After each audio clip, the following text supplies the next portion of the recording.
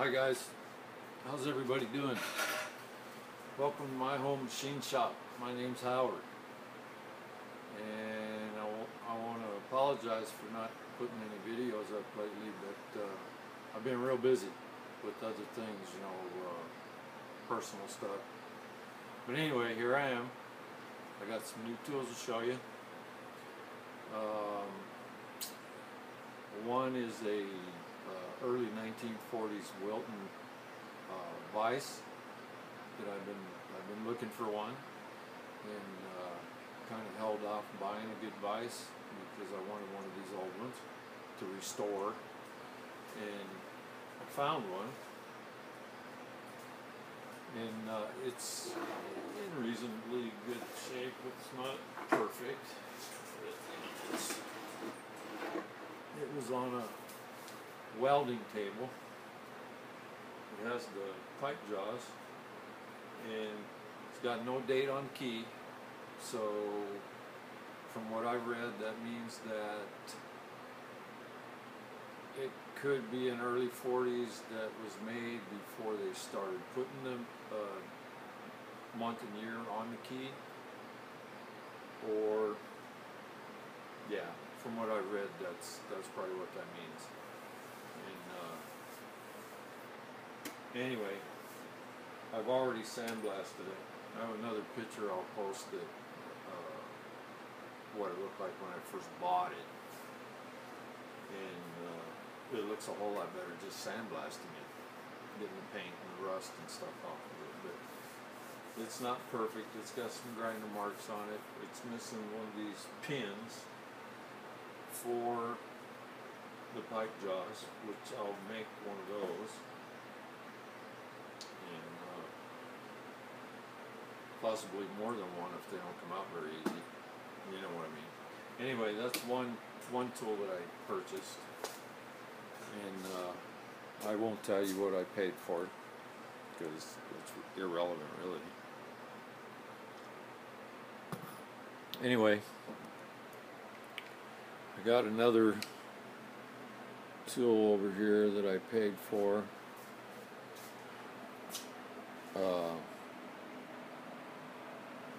Or that I acquired. Well, yeah, I paid for it. I didn't steal it. Anyway, here it is. It's a Dayton 3/4 horse grinder,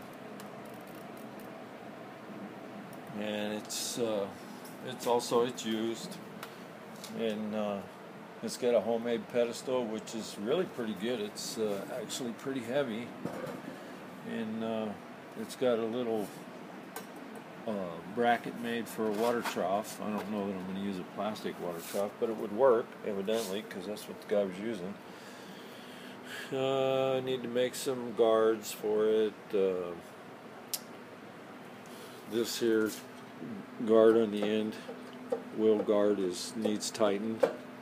Little things like that, but it spins up and it seems to work real good. So that's the other one. I'm going to clean it all up and paint it too. Hope you can see it good. Pretty nice little grinder. That one over there is a Harbor Freight, like a half horse, and you can stop it if you're trying to sharpen a piece of high-speed steel or something. You can actually stop it. This one here, I don't know. I don't think so. I think it'll work real good. Seems to have a lot of power. Anyway. And then the other thing is this Master Cool portable on-wheels cooler, swamp cooler. And man, I got a smoking deal on this. I give $20 for this thing. I will tell you what I paid for this. I give $20 for it. And I think I may have to put a pump in it later on. The pump was it actually was froze up a little bit, and I took it out, oiled it, cleaned it, put it back in. The pump's working again, but I don't know for how long. So, but that's that little item, and that's going to help a lot when it's real warm out. I've already used it while I'm using it today. Anyway, that's that deal. And then because I broke a tap the other day in some stainless steel, I went and I bought a number drill set, numbers, letters, fractional. It's just a cheap one from Harbor Freight, but I figure it'll do good enough. We'll find out how good it's going to do. And then the other thing, I got tired of bringing taps home from work, so I bought this little Pittsburgh set from Harbor Freight. And it actually, guys, it's got a lifetime guarantee. And they told me just bring the busted tap back, or die, whichever the case may be, and they'll replace it. So that's not bad. I mean, it's obviously not the quality like the one I have at work, but I just am still working, and I get tired of carton taps, dies, handles, stuff like that back and forth, so I went and bought this one. Anyway, that's that for that. And then the other thing, I wanted to give you an update on the ball turning attachment. This is the part that I busted the tap off in. It's a little piece of stainless steel, and I just didn't have a drill big enough. I didn't have any number drills. Stainless, you always got to drill it oversized, or stuff like that happens. I know that.